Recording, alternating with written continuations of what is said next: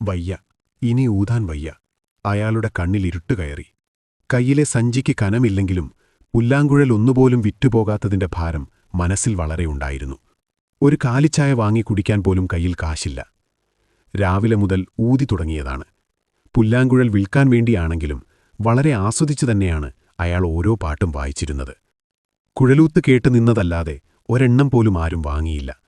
കുറേ നാളുകളായി അങ്ങനെ തന്നെയാണ്. വല്ലപ്പോഴുമെങ്ങാനും ആരെങ്കിലും വാങ്ങിച്ചാലായി. ആളുകളൊക്കെ മാറിപ്പോയിരിക്കുന്നു. അവർക്കിപ്പോൾ വേറെ ഒരുപാട് വിനോദങ്ങളുണ്ട്. ഇതിനി തുടർന്നിട്ട് കാര്യമില്ല. പക്ഷെ വേറെന്തു ചെയ്യും എന്നയാൾക്കൊരു രൂപവുമില്ല. കയ്യിൽ കാശുമില്ല, ആരോഗ്യവുമില്ല. എപ്പോഴും ഒരു ക്ഷീണം. കിടന്നാൽ കൊള്ളാമെന്നൊരു തോന്നൽ. ചെറിയ പ്രായം തൊട്ടു തുടങ്ങിയതാണ് ഈ കുഴലുണ്ടാക്കലും വിൽപ്പനയും. ഒന്നും സമ്പാദിച്ചു വയ്ക്കാനൊന്നും കിട്ടിയില്ലെങ്കിലും ആരുടെയും മുൻപിൽ കൈനീട്ടാതെ ജീവിച്ചു. ഇതിനിടയ്ക്കൊരു കുടുംബമുണ്ടാക്കാനൊന്നും തോന്നിയില്ല. അത് നന്നായി എന്നയാൾ പല പ്രാവശ്യം ചിന്തിച്ചിട്ടുണ്ട്. ഈ കുഴൽനാദമാണ് അയാളുടെ കൂട്ട്. അയാളുടെ ചെറുപ്പത്തിൽ തന്നെ അച്ഛനും അമ്മയും മരിച്ചതാണ്.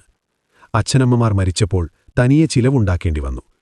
കാശില്ലാതെ ചെയ്യാൻ പറ്റിയ കാര്യം ഈ കുഴലുണ്ടാക്കലായിരുന്നു. ആദ്യം നന്നേ ബുദ്ധിമുട്ടി.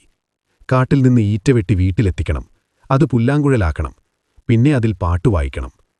മുതൽമുടക്കില്ലാതെ കുഴലുണ്ടാക്കാമെങ്കിലും വിൽക്കണമെങ്കിൽ അതിലൂടെ പാട്ടുകൾ വായിച്ചു കേൾപ്പിക്കണം. ആദ്യമൊക്കെ അപസ്വരങ്ങളായിരുന്നു. പക്ഷെ ശ്രമം ഉപേക്ഷിക്കാൻ നിവൃത്തിയില്ലായിരുന്നു. അങ്ങനെ വായിച്ചു വായിച്ച് അതിമനോഹരമായി വായിക്കാൻ പഠിച്ചു. അതിൽ ലയിച്ചിരിക്കുമ്പോൾ അവൻ അനാഥത്വം അറിഞ്ഞില്ല. വിശപ്പും ദാഹവും അറിഞ്ഞില്ല. അയാൾക്കാരുമില്ലായിരുന്നതിനാൽ തന്നെ നാടുതണ്ടി ഇതും കൊണ്ട് നടക്കേണ്ട എന്നാരും പറഞ്ഞില്ല. രാത്രികാലങ്ങളിൽ ഉറക്കം വരുവോളം പാട്ട് വായിച്ചങ്ങനെയിരിക്കും. അതൊരു സുഖമാണ്. ഉറക്കം വരുമ്പോൾ കിടക്കും, ഉറക്കം മതിയാവുമ്പോൾ എഴുന്നേൽക്കും. കുറേ കുഴലുകളുണ്ടാക്കിയാൽ പട്ടണത്തിലേക്ക് വണ്ടി കയറും. അവിടുന്ന് പട്ടണങ്ങൾ മാറി മാറി വിറ്റുതീരുന്നതുവരെ അങ്ങനെ പോകും.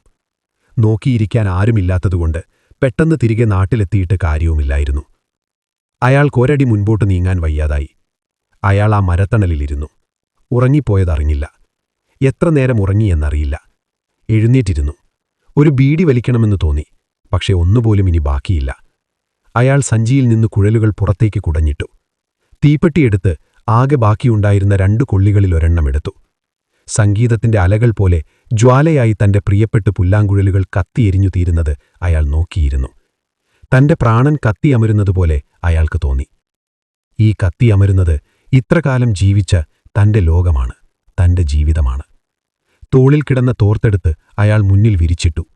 അതിൽ വീണ തുട്ടുകളും ചെറിയ വിലയുള്ള നോട്ടുകളും ഒരു മങ്ങിയ തിളക്കമായി അയാളുടെ നിറഞ്ഞ കണ്ണുകളിൽ തങ്ങി നിന്നു.